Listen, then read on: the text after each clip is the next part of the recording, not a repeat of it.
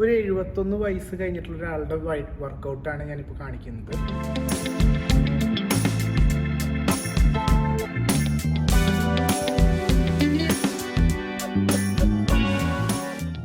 Basically ഇദ്ദേഹം 71 വയസ്സ് കഴിഞ്ഞിട്ടും ഇപ്പോഴും വെയ്റ്റ് ട്രെയിനിങ് ചെയ്യുക, അല്ലെങ്കിൽ ഫങ്ഷണൽ ട്രെയിനിങ് ചെയ്യുമ്പോൾ നമുക്ക് ആസ് എ ട്രെയിനർ എന്നുള്ള രീതിയിൽ നമുക്ക് അദ്ദേഹത്തെ ട്രെയിൻ ചെയ്യിപ്പിക്കുക ഒരു പ്രൗഡാണ്.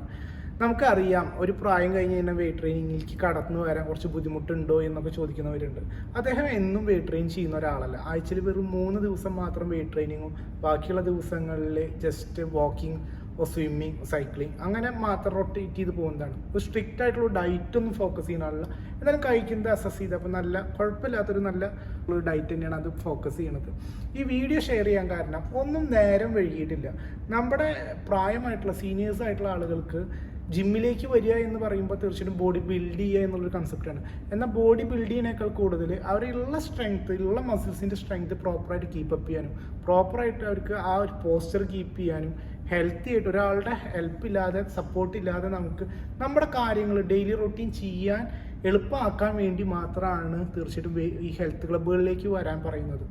അപ്പോൾ ഈ ഹെൽത്ത് ക്ലബ്ബുകളിലേക്ക് വരുമ്പോൾ മോഡറേറ്റ് രീതിയിലാണ് വർക്കൗട്ട്. ഒരിക്കലും ഒരു ബോഡി ബിൽഡേഴ്സോ അല്ലെങ്കിൽ ബിൽഡ് ചെയ്യുന്ന ഒരാൾ വർക്കൗട്ട് ചെയ്യുന്ന പോലത്തെ ഒരു വർക്കൗട്ടും അല്ല കൊടുക്കുക.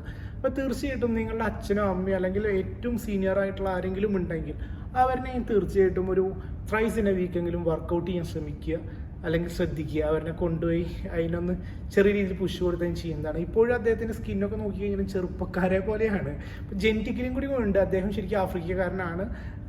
അപ്പോൾ അതിൻ്റെ ഒരു വ്യത്യാസം എപ്പോഴും ഉണ്ടായിരിക്കും. അപ്പോൾ നമുക്കും നമ്മുടെ ഫാമിലി ബാക്ക്ഗ്രൗണ്ടിലുള്ള ആരും സീനിയേഴ്സ് ഉണ്ടെങ്കിൽ തീർച്ചയായിട്ടും അവർക്കൊരു ചെറിയ പുഷ് കൊടുത്തിട്ട് ഹെൽത്ത് ക്ലബ്ബുകളിൽ വന്ന് വർക്കൗട്ട് ചെയ്യാൻ ശ്രമിക്കുക. Okay, thank you. Stay healthy, stay strong.